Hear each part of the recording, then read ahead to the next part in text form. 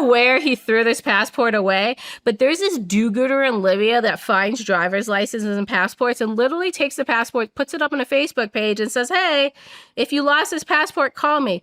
I mean, that's an Al-Qaeda terrorist passport sitting on a Facebook page, okay? Wide open to the world. So that's how I get his passport. This is how dumb the Germans are. So Mahmoud, and then of course he changed his date of birth. And so I reached out, I live in Florida and we have a consulate, you know, for Germany in Miami. I reached out and said, guys, here's his passport. You have a Libyan in custody. You're running it through your judicial system as a Syrian. Never got back to me. So he's literally in the German court system, a U.S. homeland attacker that knows key pieces of the plot. He was going to command a piece of the plot and nobody's doing anything with him. But it helps at least it messed up. You got to put a new guy in charge. So her son, Abdullah Maki, said, okay, my mom's been in Syria for a few months. It's safe. I'm going to leave Iraq and go visit my mom.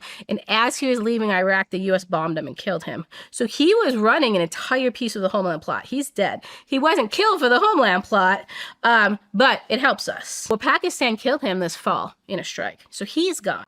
So there was the aviation in D.C. and all that stuff. There's the attacks where we live, work, and play. And then IRGC went to Al-Qaeda and said, hey, the U.S. has an authority to homeland plot. Can we just lump in President Trump's assassination into the entire plot? So now the assassination of Trump for the death of Qasem Soleimani is literally in Al-Qaeda's homeland plot, but still run by IRGC. So the individual running that, I've talked about him on the show before, his name is Mohammed Kazemi.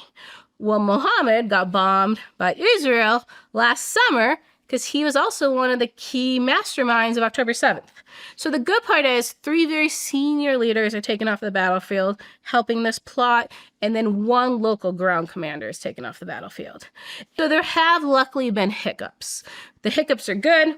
It lengthens the timeline. It gives terrorists more time to make mistakes. Hopefully our law enforcement more time to prepare and get ahead of it. And hopefully people keep dying and it affects the plot. So, I mean, that's what we want.